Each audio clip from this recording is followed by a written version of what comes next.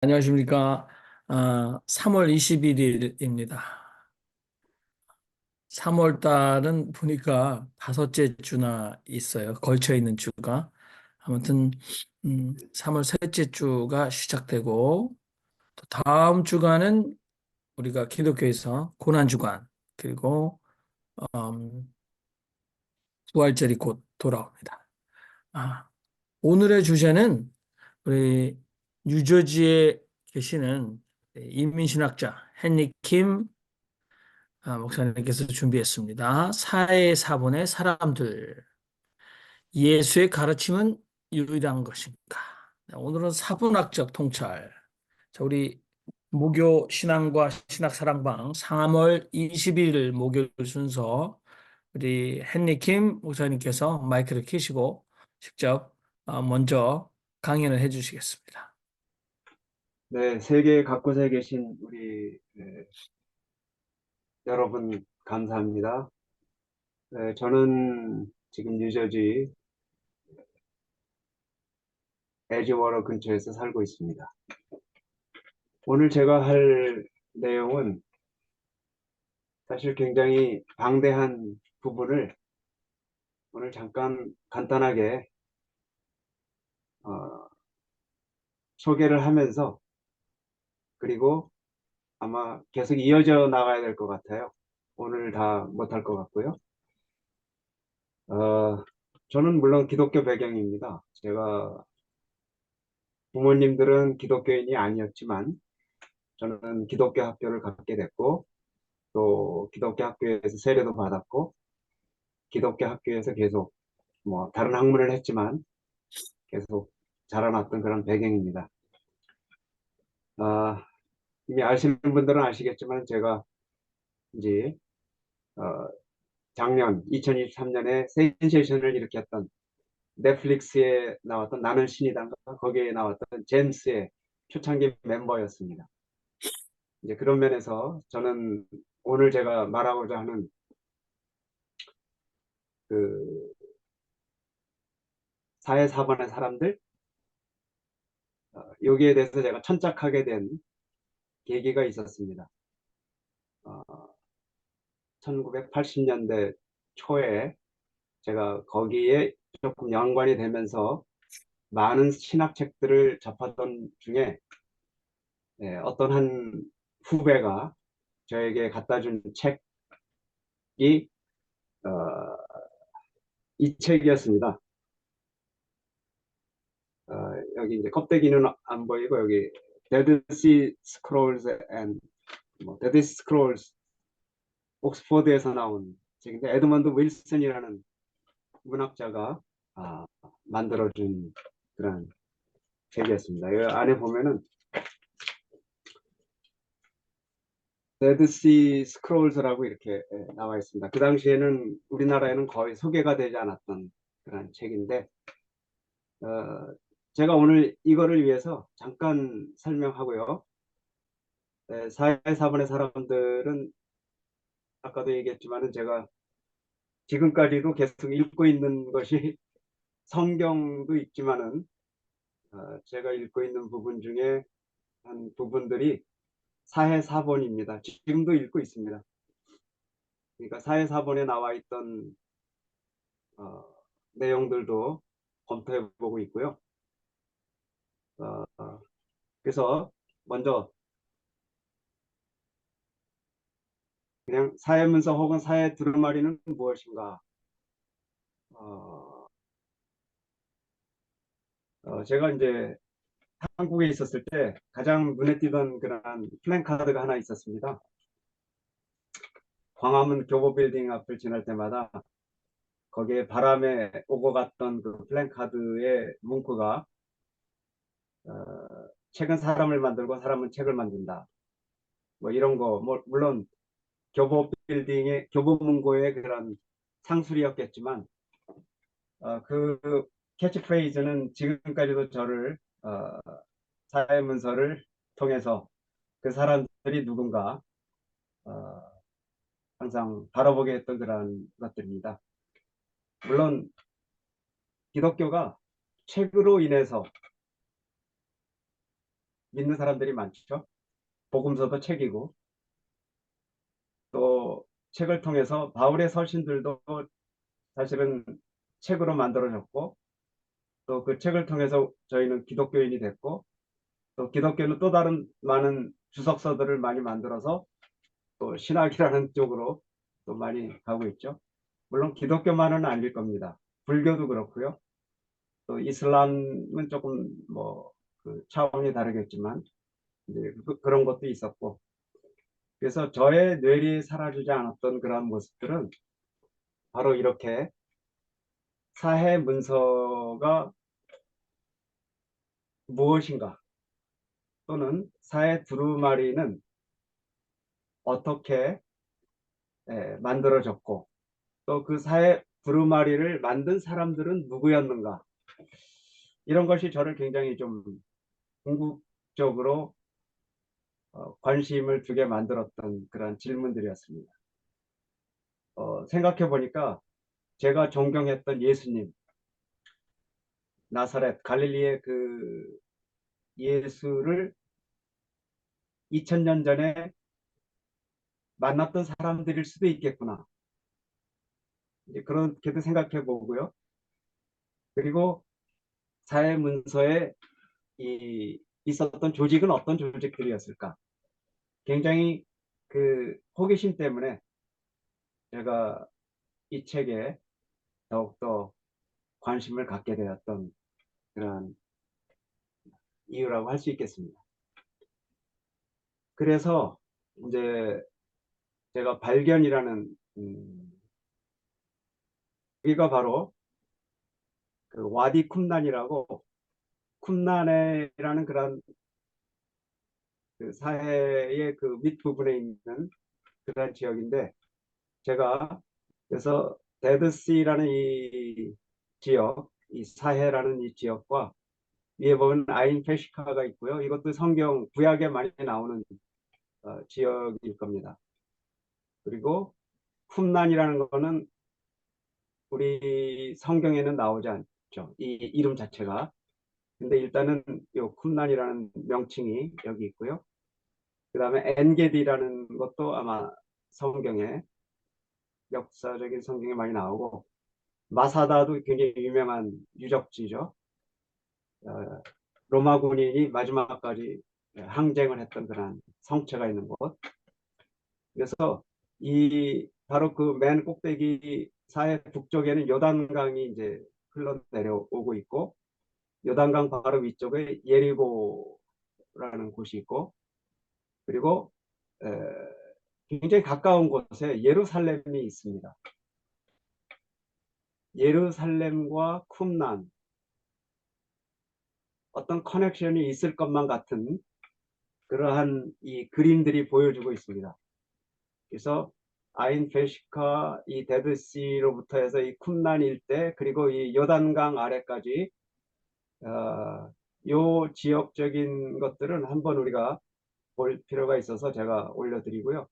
쿰란에 많이 그 항아리 속에 갇혔던 스크롤스들이 두루마리들이 발견된 것은 아마 베두인 두 목동에 의해서 발견이 됐는데 이제 그것도 제가 잠깐 여기 사진을 통해서 같이 한번 보도록 하겠습니다. 보이는 이 베두인 두 목동의 그런 그 당시의 모습이었던 것 같은데 이제 발견되고 나서 이제 찍은 사진이고 이 두 사람에 의해서 발견됐는데 제가 계속 사진하겠습니다. 그 항아리들입니다. 스크롤스들이 두루마리로 이렇게 했던 항아리들이고요. 요거를 이제 제가 계속 했고 이 발견된 것을 갖다가 어, 한 사람이 칸도라는 그 당시에 칸도라는 수집상이었어요. 이 사람이 어, 메트로폴리탄 사무엘 사무엘이라는 대주교에게 시리아 총 대주교에게 이거를 건네고 이제 팔았고 이 사무엘 대주교는 또 여러 경로를 통해 가지고 이 이야기도 많이 재밌는데 여기서는 뭐 불필요하니까 넘어가고요.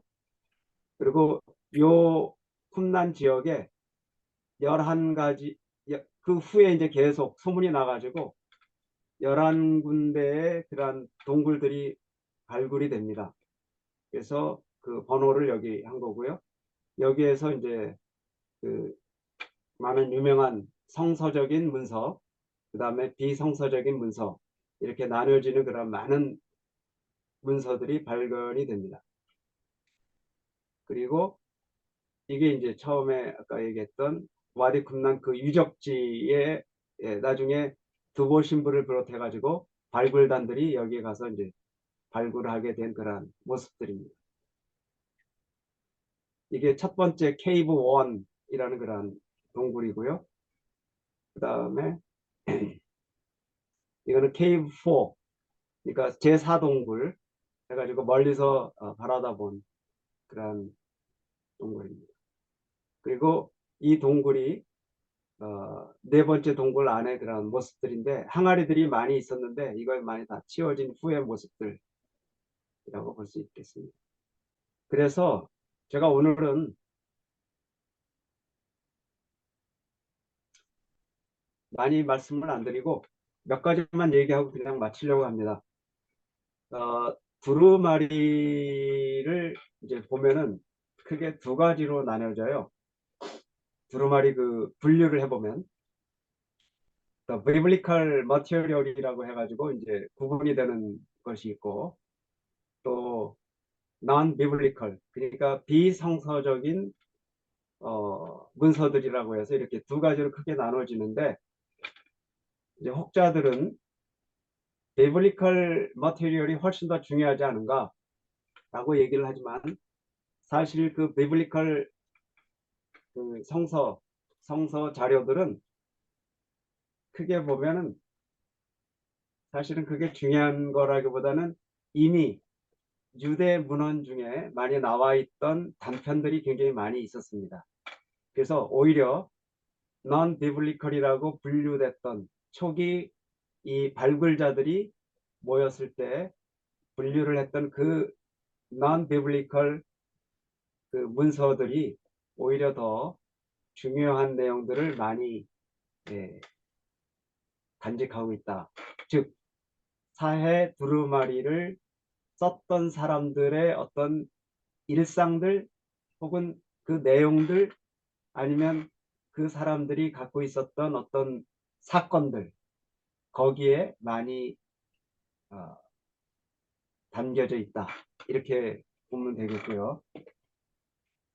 그러니까 이 두루마리를 기록한 사람들 중에 이제 많이 나오는 것들 중에 하나가 영어로 번역한 겁니다. 물론 이게 거의 히브리어 또는 아람어로 거의 대부분이 되어 있고요. 어, 헬라어로 된 것은 거의 없는데 아마 단편적으로 몇 가지는 있는 걸로 이제 밝혀지기도 했습니다. 매뉴얼 오브 디스플린이라고 해서 뭐 훈련 교본 또는 훈육 지침서라고 이제 번역이 되겠지만 이 공동체 규칙이라고 보통 불려지는 이 내용 중에 이런 내용이 있습니다. 어느 누구도 분노나 불평에 가득 차 있을 때 자기 형제에게 말을 건네선 안 되고 또한 비록 그날 그 형제로 인해 죄를 짓지 않기 위해 그를 책망한다 하더라도 자기 마음에 뭐 가로 안에다가 뭐 무할례 상태에서 그를 미워해서도 안 된다.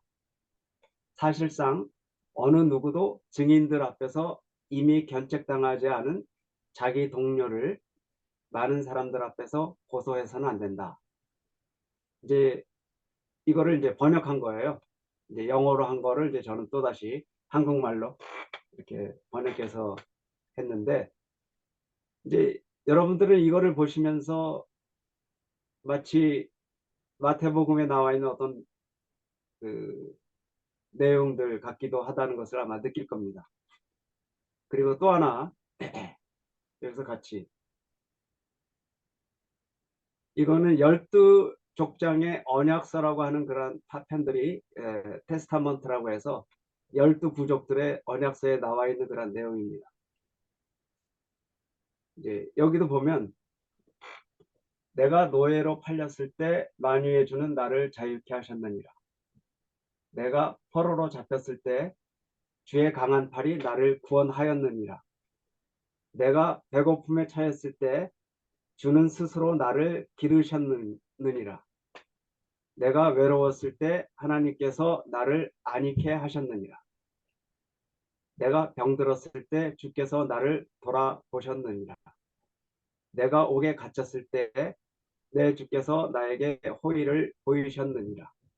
내가 결박당했을 때 그가 나를 풀어주셨느니라. 이제 이런 내용이 있고요.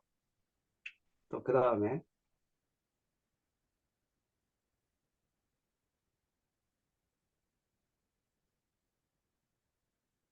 아마 이 내용은 아마 마태복음에도 보면은 거의 비슷하게 나와 있는 것이었습니다.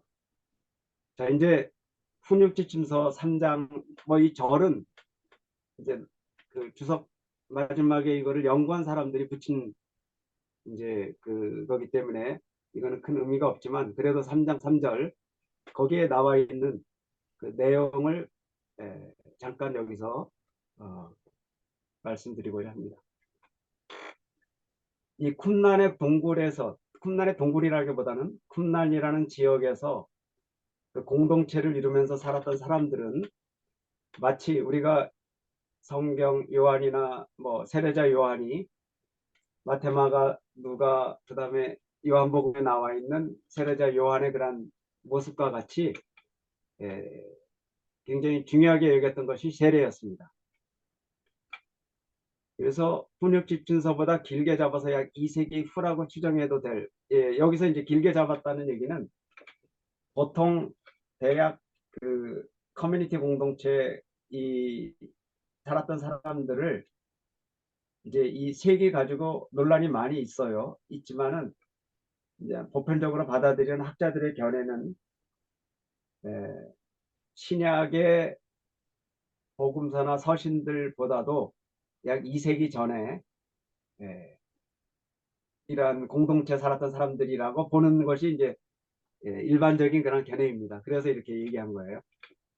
어, 신약의 누가복음 3장을 비롯한 복음서에 등장하는 세례자 요한의 등장과 그의 행적은 요단강 유역을 포함한 그 지경에서 죄사함을 위한 회개 세례식을 행함에 있다. 이게 누가복음 3장 3절인데 요한이 여기서 세례자 요한을 얘기합니다. 세례식을 행했던 요단강은 바로 사해 두루마리가 발견된 지역 바로 코앞이었다라고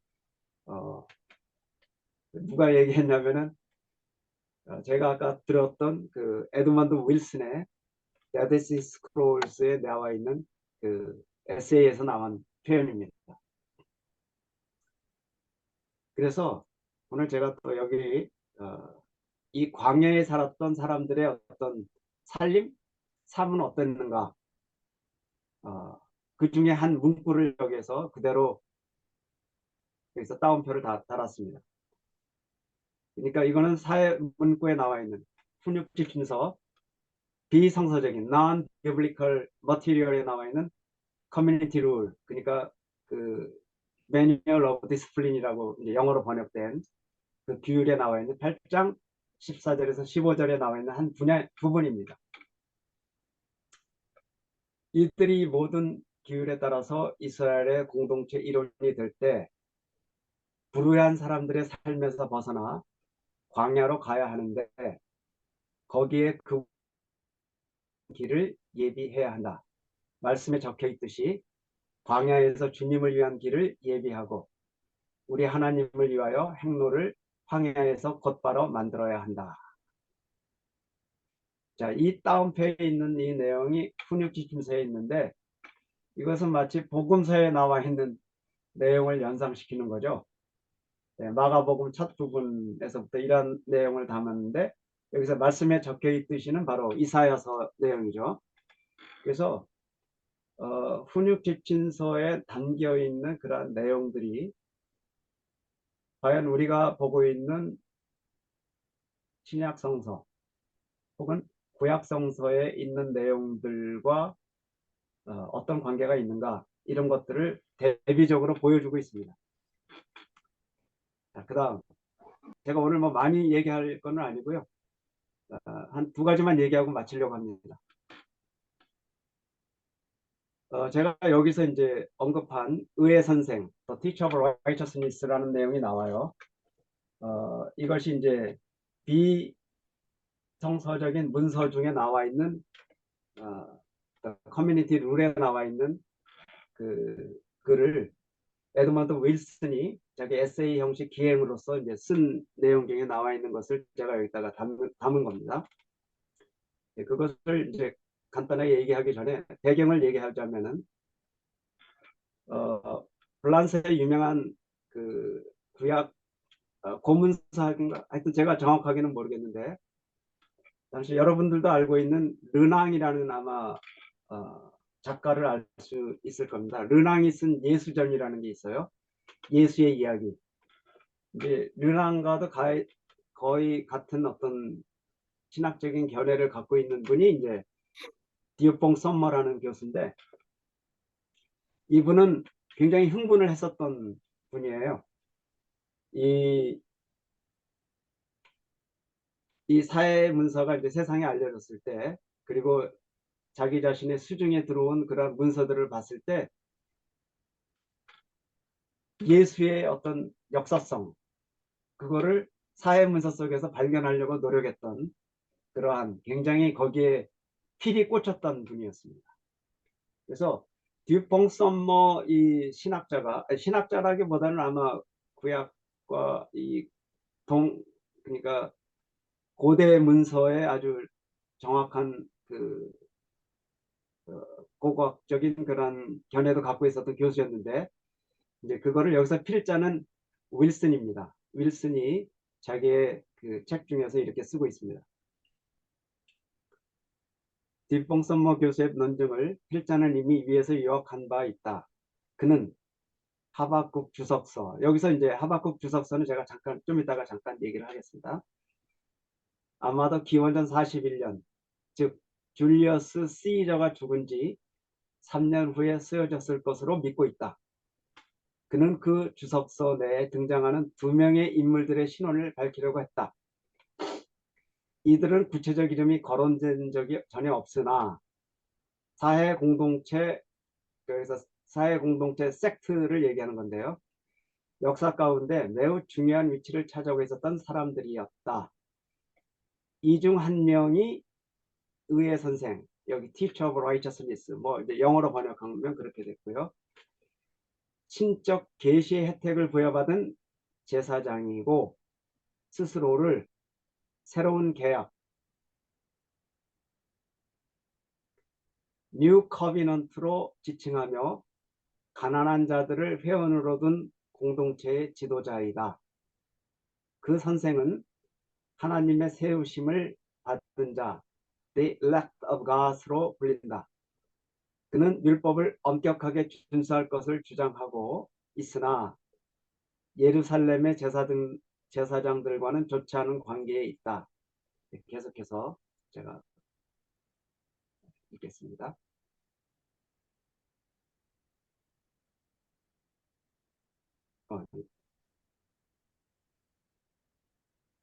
그는 사악한 제사장, the wicked priest으로부터 박해를 받아왔다. 이 사악한 제사장은 때로 거짓 선지자, the prophet of untruth 또는 거짓말장이, the man of untruth로 불리곤 했다. 그는 의의 선생에 대해 분을 품었고 감히 의의 선생의 옷을 다 벗겼으며 부정한 재판 가운데 그를 때렸다. 때는 가증스러운 신성 모독자들이 의의 선생에게 잔혹스러운 일을 자행하고 그의 육신의 복수를 감행했을 때였다. 가로 열고 필자는 여기서 필자는 윌슨을 얘기합니다. 듀퐁 썸머 교수의 번역을 따르고 있다. 다른 학자들은 이 구절을 다르게 번역하였다. 이 문제는 나중에 거론될 것이다. 그러나 박해자들은 심판을 받게 된다.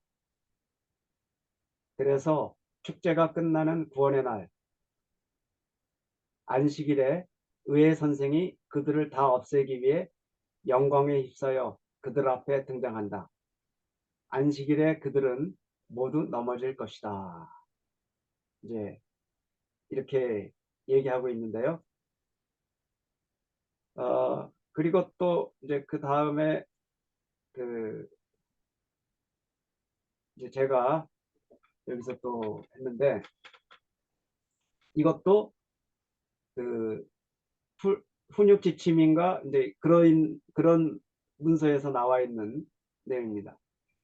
그러니까 우리가 이제 질문을 하게 되는 것은 이제 이런 것들을 읽을 때 누구인가 의회 선생과 사악한 사제들은 그리고 또한 거짓말장이들은 이제 이런 것들이 있는데 이러한 문구에 대해서 이 문서를 접한 많은 뭐 신학자들도 있겠고 또 고고학자들도 있겠고 여기에 접근이 있었던 그 당시에 이 두보를 비롯한 이 로마 캐톨릭의 사제들도 있겠지만은 이것이 이제 문서로 나왔을 때 많은 이제 사회 문서에 관련된 그 저서들이 많이 나왔어요. 그래서 누구인가 늘 고민을 갖게 만들었는데 이제 그 중에 이제 그 공동체 룰에 나와 있던 의회 선생과 그의 협의회 인단 앞에서 사악한 제사장은 하나님에 의하여 그의 하나님 세우심을 받은 자에 대항하여 악을 범하였기 때문에 영혼의 혹독한 징벌에 불타버리는 괴로움을 흠뻑 당하도록 원수의 손아귀에 넘겨졌다. 뭐 이런 이제 내용도 나오는데요. 오늘 제가 이제 또 마지막으로 이제 여기서 요것만 얘기하고 이제 마치겠습니다. 이제 공동체 규율에 나와 있는 또 이 내용입니다. 이거는 그냥 그 사회문서에 나와 있는 내용입니다. 그리고 나서 하나님은 육신의 한 가운데서 모든 악한 영을 멸하시고 성령을 통해 모든 악한 행동들로부터 깨끗게 하시기 위해 스스로 인간 몇몇을 세련되게 다듬으시면서 그리고 지극히 높은 Most High 지식과 천국의 아들들의 지혜에 대한 바로선 올바른 통찰력을 부여하고 이해의 완벽한 길을 제시하기 위하여 모든 진실하지 못한 미운 물건들과 불순한 영에 빠져 허우적거림 혹은 더럽혀짐에서 깨끗게 하기 위한 정화수로 진리의 영 Spirit of Truth를 뿌리시면서 인간의 모든 행동을 하나님의 진리로 정화하실 것이다. 뭐 이런 내용이 있습니다. 제가 오늘은 여기까지만 뭐 간단하지는 않지만 소개를 하고요. 좀 더 이제 요약을 해서 나중에 기회가 되면 다시 한번 얘기를 해드릴 텐데 한마디로 얘기해서 여러분들은 어떻게 보셨는지는 모르겠지만은 물론 관점에 따라 다릅니다. 누구에게나 맹점이 있죠. 보이지 않는 부분이 있고 또 어떤 한 문서를 보더라도 어떤 신학자에게는 필이 꽂히고 또 어떤 한 사람에게는 그것이 전혀 보이지 않는 부분들이 누구에게나 있습니다. 그래서 우리 인간의 그런 관점이 다 다르다는 것을 우리는 인정하고 또 저 스스로가 그렇게 인정하고 있기 때문에 그래서 이것은 단지 하나의 그 제가 또 저의 입장에서만 본 그런 관점을 여기서 또 얘기할 수도 있기 때문에 오늘은 그냥 여러분들의 생각 속에 여러분들의 의견 속에 이 모든 것들을 넘기고 여기에서 이것을 이제 얘기하려고 하고요. 그리고 이제 얘기하고 싶은 것은 과연 예수님의 우리가 보고 있는 신약 27권, 바울의 13권의 서신과 복음서 4권, 그리고 계시록 뭐 이런 뭐 이런 것까지 다 합쳐가지고 과연 우리가 보고 있는 이 신약 성경이 자체적으로 예수의 가르침과 그거에 동조하는 사람들에 의해서 만들어졌을까라는 의문을 저는 던지고 싶고요. 제가 예수님의 가르침 너머를 또 볼 수 있는 이러한 많은 문서들이 있다는 것을 같이 봤으면 좋겠고, 물론 이거 말고 동시대에 발굴된 또 다른 문서인 나가 함마디, 이집트에 있는 나가 함마디에서 발굴된 그런 영주주의 문서들, 이제 이런 것들도 있지만, 그거보다는 사회 공동체 내에서, 그러니까 쿰난 공동체 내에서 발견되었던 이러한 문서들 속에 혹여라도 예수의 흔적이 있지 않을까, 또는 예수 너머에, 예수 이후에 그 흔적들이 있지 않을까 하는 그러한 호기심으로 제가 오늘 이것을 던져봤고요. 이것은 또 다른 의미에서 오늘날에도 사실 기독교가 우리 100여 년 전에 1885년도에 기독교, 그러니까 이제 개신교가 처음으로 여기에 등장했고, 물론 1700년대 이제 후반에 천주교가 우리 대한민국 땅에 왔지만, 이제 천주교가 오면서, 그리고 이 개신교가 오면서 또 하나의 문제를 또 우리 촉발을 시켰던 부분이 동학입니다. 동학이라는 이 서학에 대해서 동학이라는 이러한 촉발된 사상을 우리들한테 던졌듯이, 저는 이 사회문서를 또한 읽어가면서 오늘의 우리 시대, 특히 제가 거했었던 곳, 제가 1980년도에 처음으로 JMS의 한 인물을 만나게 됐어요. 그 인물이 이제 정명석이라는 사람인데,